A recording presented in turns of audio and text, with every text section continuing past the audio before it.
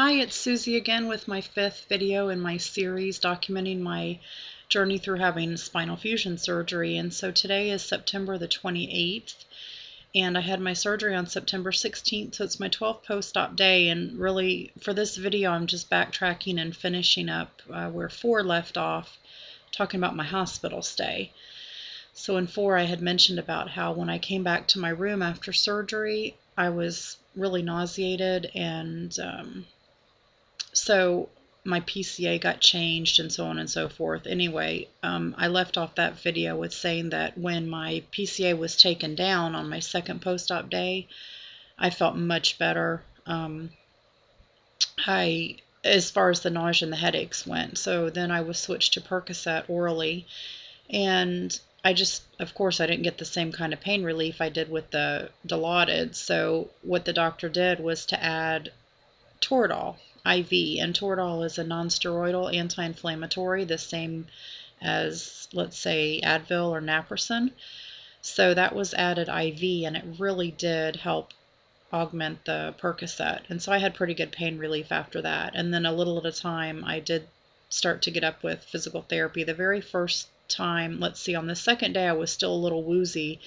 Right after the medication came down, it hadn't totally gotten out of my system yet. And so I tried to, the first time up, I just propped up on the edge of the bed and put my brace on. But still, I was amazed that I could even do that. It just blew my mind, because you just never could have convinced me that on this 2nd post-op day I could sit right up on the edge of the bed. And I did, and I was just tickled. So, and I was determined to walk. I really wanted to get up, but when I sat up, I got dizzy, I got a cold sweat, I got just kind of lightheaded, and I think it's because the medication was still in my system. So the physical therapist said, well, you don't have to get up yet, we can always wait until later. And I said, no, I want to at least stand up. So they got the walker in front of me, and I was able to push up from a seated position with my brace on, and I stood up there at the bedside with the walker for maybe a couple minutes and just talked to them. But I felt really faint, so I sat back down, got back in bed, and they told me they would come back later in the day to try it again. So later in the day, when they came back, I was still a little woozy, but I wanted to try. So I sat up on the edge of the bed, and I could see that the medication was just not gone yet. So the determination was there, but I still felt kind of crappy from the medicine, even though it was 100 times better. So they said, don't worry about it, we'll come back the next day. So in the meantime, on the 2nd post-op day, they had taken my catheter out first thing in the morning, and I was having a terrible time with trying to pee. I couldn't pee for anything, and they had to straight cath me. I believe it was, I was going to say 5 times, but I think it was 4 times total. And they were just about to on the 5th time, and I got up and went to the bathroom and tried, and I was finally able to pee. So that was just a real pain, having to be catheterized that many times. But that is completely normal after surgery to have swelling. When they put the catheter in for surgery, it can cause an irritation in your urethra, and it's normal to have that kind of swelling. So, of course, as a nurse, I had heard about that, and I had seen that in other patients, and I finally got to experience the joy of having multiple catheterizations myself. So that was a treat. Anyway, it's not a big deal. The 3rd post-op day, and on the 2nd post-op day, I was taking full liquids. So, or clears, maybe still clears, yeah. And then also on the 2nd post-op day, the surgeon that was covering for my surgeon, who was off at that point, he was off for the weekend, the surgeon that came in took a look at my dressing and my drain. I had a Jackson Pratt drain, and he went ahead and pulled the drain out and took the original surgical dressing off. And that wasn't as bad as I thought it was going to be either. I mean, I felt it and it hurt, but I was relieved. So the point of this video is to tell you that, yes, things were rough at times, but, I guess you hear such stories from people, and I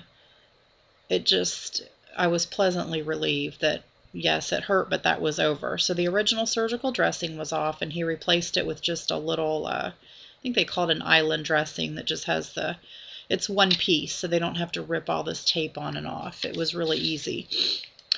So, let's see. I think that's it for the second day. Then moving on to the third day, physical therapy came around first thing, and about that time I was feeling like I needed to pee, so they were right there to help me get up, get my brace on. I walked into the bathroom by myself. I was finally able to pee on my own, no more catheters, so that was a big deal.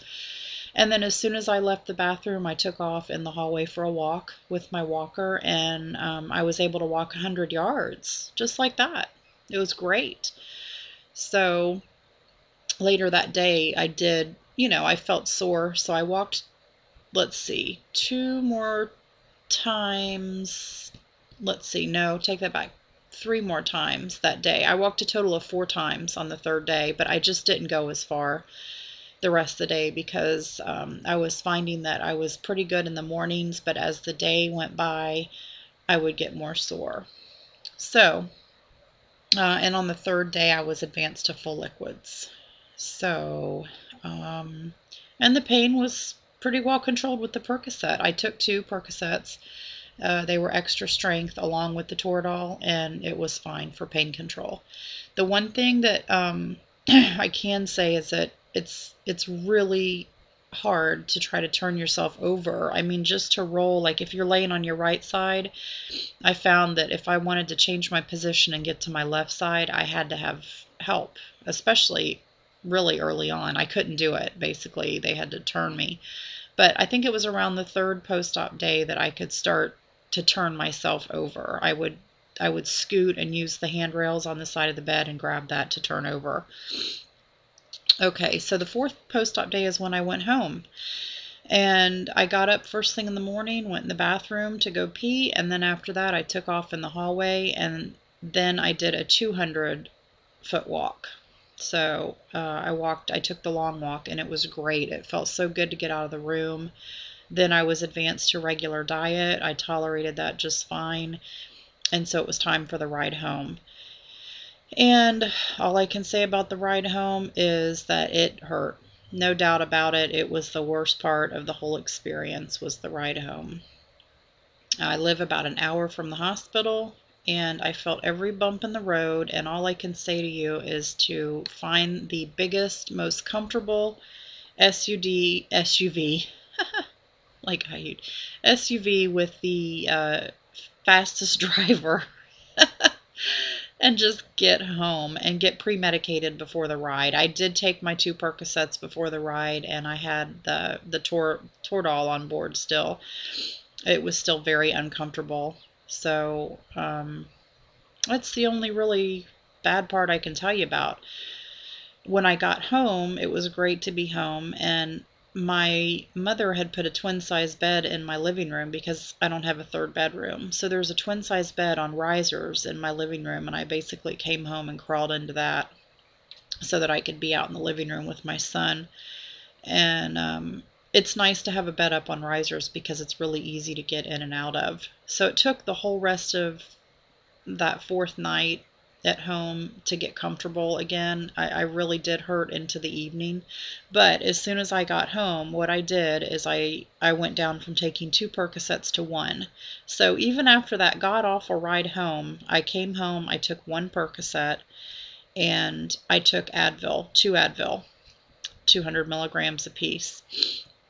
And I just said, you know what, this is going to pass. I laid down, I relaxed, I tried to get distracted. And sure enough, later on in the evening, the pain had settled down. I was able to sleep that night. And so that brings me up to date on the rest of the hospital day, the rest of the hospital stay through the ride home and getting home that night.